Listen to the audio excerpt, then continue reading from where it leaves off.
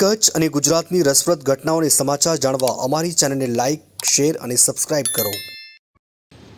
ગાંધીધામના banking circle વિસ્તારમાંથી ગઈકાલે સવારના 11:15 વાગ્યાના અરસામાં 2.13 કરોડથી વધુ રોકડ રૂપિયા ભરેલી કેશવાનને અજાણ્યા શખ્સ દ્વારા લૂંટના ઈરાદે હંકારી જવાના મામલામાં પૂર્વ કચ્છ પોલીસે 6 આરોપીને ઝડપી પાડ્યા છે. આજે પૂર્વ કચ્છ એસપી સાગર બાગમાર દ્વારા આ સમગ્ર બનાવની વિગતો જાહેર કરાઈ હતી, જેમાં તેમણે માહિતી આપી હતી કે બેન્કિંગ સર્કલ પાસેથી રૂપિયા 2 કરોડ 13 લાખ ભરેલી કેશવાન અજાણ્યા શખ્સે હંકારી જતા બેંક કર્મચારીઓ તેનો પીછો કર્યો હતો. આ ભાગમ ભાગ દરમિયાન આરોપીએ એક સ્વિફ્ટ કારને ટક્કર મારી હતી અને સ્વિફ્ટ કારના ચાલકે પીછો કરતા જોઈ પોતે પણ કેશવાનનો પીછો કરવા લાગ્યા હતા. પોલીસ પણ આવી પહોંચી હતી અને પોલીસે ફિલ્મી ડબે પીછો કરતા કરોડોની રોકડ ભરેલી વાન મીઠી રોહર હાઈવે પર મૂકીને નાસી ગયો હતો. તુરંત કાર્યવાહીને કારણે કેશવાનમાં રહેલી કરોડોની રોકડ રકમની લૂંટ થતાં બચી ગઈ હતી. એ બાદમાં ગણતરીના કલાકોમાં જ પોલીસે 6 આરોપીને દબોચી લઈ લૂંટનો પર્દાફાશ કર્યો હતો. પોલીસે રાહુલ રામજી સંજોટ, વિવેક ઉર્ફે વિવાંગ રામજી સંજોટ, દિનેશ વેલજી ફફલ, નીતિન ગોપાલ બારોટ, રાહુલ હિરજી બારોટ, ગૌતમ પ્રકાશ વિંજોડાને ઝડપી લઈ કાયદેસરની કાર્યવાહી હાથ ધરી છે.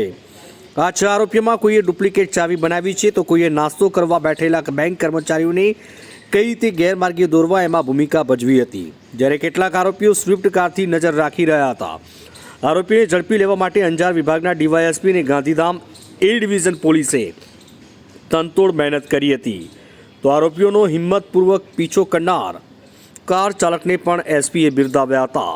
ગઈકાલે ગાંધીધામ શહેરના બેન્કિંગ સર્કલ વિસ્તારમાં સવારના સમયમાં 11:15ની આજુબાજુમાં એક ઘટના બનેલ, જેમાં જે એસબીઆઈ બેંક છે ત્યાં ડેલીનું જે એટીએમના જે વાહન જે કેશ લોડ કરતા હોય છે અને પછી અલગ અલગ જે એટીએમ્સમાં ડિસ્ટ્રીબ્યુશન કરવાનું થતું હોય, તો એમાં જ્યારે એસબીઆઈ બેંકમાંથી જ્યારે એક ગાડીમાં જે હિટાચી મેનેજમેન્ટ સર્વિસીસ છે એમાં જ્યારે ગાડીમાં જે કેશ લોડ થયો આશરે 2 કરોડ 13 લાખનું, તે દરમિયાન જે છે એમના જે કર્મચારી હતા કેશ વાનના એ નાસ્તો કરતા હતા અને એ જ દરમિયાન એક વ્યક્તિ આવે છે, અજાણ્યો વ્યક્તિ, અને ગાડીમાં જે છે એક ડુપ્લિકેટ ચાવી લગાવીને ગાડી લઈને નાસી જાય છે.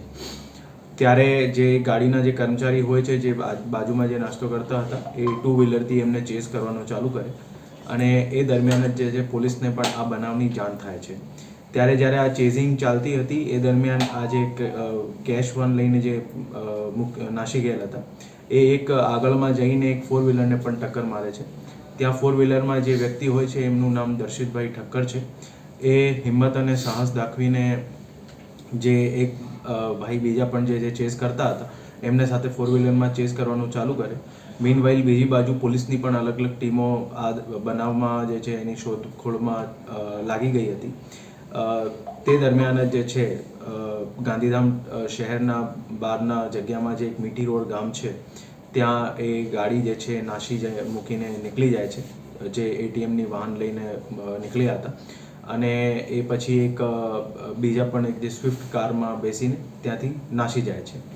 પોલીસને આ જે બનાવની જે જાણ થઈ અને પછી આ જે ગાડી જે નાસી ગયેલ ત્યાં એક જે રેડી મૂકી હતી એમાં બધું મુદ્દામાલ જે હતું એ આખું મુદ્દામાલ જે છે એમાં મળી ગયું હતું, જે મુદ્દામાલ આશરે 2 કરોડ 13 લાખનું છે.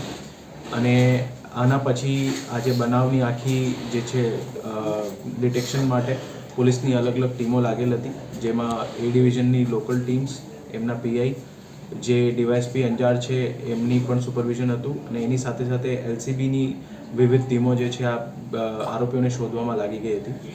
એ દરમિયાન જે છે અલગ અલગ સોર્સેસથી જે પોલીસની તપાસ ચાલતી હતી, સાંજના સમયમાં જે છે એક હકીકત મળેલ, જેના આધારે અલગ અલગ આરોપીઓને શોધી કાઢવામાં આવેલ છે.